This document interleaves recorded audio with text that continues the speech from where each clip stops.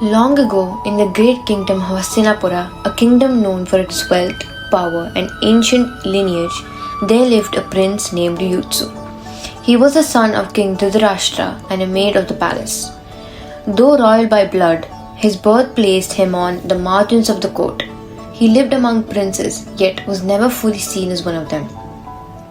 Because of this, Yuyutsu was often treated differently. He grew up alongside the Kaurava princes, trained in archery and sword fighting, and studied the lessons of Dharma, the sacred law that teaches one to choose what is right even when it is difficult. Yet, unlike his brothers, Yuyutsu learned early that power and birth do not define righteousness. As he grew older, Yuyutsu began to notice changes within the Kaurava court.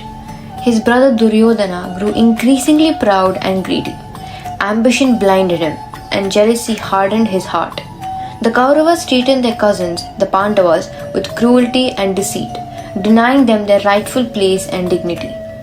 Yuyutsu watched all this in silence, his heart deeply troubled. That trouble reached its breaking point during the infamous dice game, when the Pandavas lost their kingdom, their wealth, and even their freedom. When Draupadi was dragged into the court and insulted, no one stood to stop it. Yuyutsu felt a deep shame wash over him. In that moment, he understood clearly.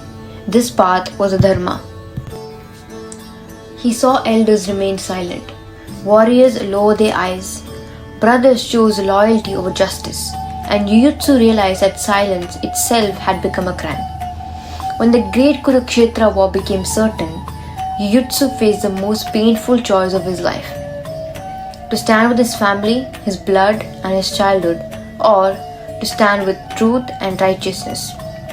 He knew that choosing Dharma would mean being called a traitor, losing his place, and walking alone. On the morning the war was to begin, while conches echoed across the plains, Yuyutsu made his decision. He laid down his weapons, crossed the battlefield, and walked toward the Pandava camp. There, Krishna welcomed him and said, "O honest one, you are like Vibhishana from the Ramayana. For even though you know you are leaving your own family, you have chosen this side of Dharma and righteousness instead of adharma." These words filled Yuyutsu with strength and peace.